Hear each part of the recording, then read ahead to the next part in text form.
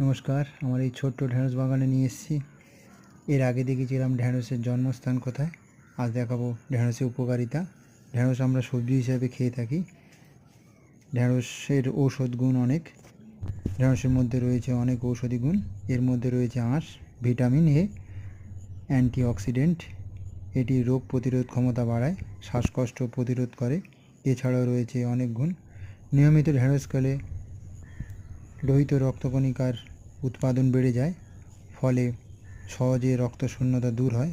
অন্তঃসত্ত্বা অবস্থায় নিয়মিত ঢ্যাঁড়স খেলে এর ফলেট উপাদানটি গর্ভের শিশুর সঠিক বিকাশ সাহায্য করে। তবে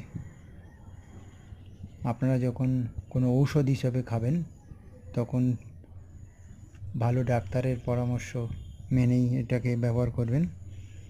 ব্লাড সুগার কমাতে এর বিকল্প নেই। ডায়াবেটিস রোগীর স্নায়ুতন্ত্রের পুষ্টি সরবরাহ করতে